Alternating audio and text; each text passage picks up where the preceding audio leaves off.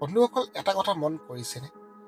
আমি যেতিয়া বিফলতাৰ সন্মুখীন হওঁ, আমি যেতিয়া ষ্ট্ৰাগল কৰি থাকোঁ, তেতিয়া আমাৰ লগত কেইজন মানুহ থিয় থাকে? খুব বেছি আমাৰ আপোন, আমাৰ পৰিয়াল। কিন্তু সফলতাৰ পিছত অচিনাকি মানুহো আমাৰ আত্মীয় হৈ পৰে। আপোনাৰ কঠিন সময়ছোৱাত আপোনাক যিজন ব্যক্তিয়ে সহায় কৰে, তেওঁক আপোনাৰ তেওঁ প্ৰকৃত বন্ধু বা আপোনাৰ আপোন। কাৰণ যেতিয়া আপুনি সফল হয়, তেতিয়া আপুনি চিনি নোপোৱাসকলেও আপোনাৰ লগত সম্পৰ্ক গঢ়ি তোলে বা আপোনাৰ লগত সম্পৰ্ক গঢ়িবলৈ আগবাঢ়ি আহে বা আহিছিল। এজন ব্যক্তিৰ তেওঁৰ বেয়া সময়ত তেওঁক সমৰ্থন বা ছাপোৰ্ট কৰাজন আচল আপোন।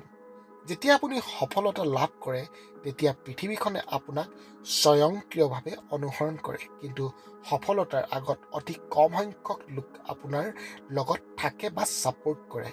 বন্ধুসকল, আমাৰ সফলতাৰ আগতে আমাৰ লগত থকাসকলক আমি সদায় মূল্য দিয়াটো উচিত। বন্ধুসকল, যদি ভিডিঅ'টো ভাল পালে লাইক, শ্বেয়াৰ, ছাবস্ক্ৰাইব কৰি মোক লগতে মোৰ চেনেলটো আগবাঢ়ি যোৱাত যেন সহায় কৰে। ধন্যবাদ।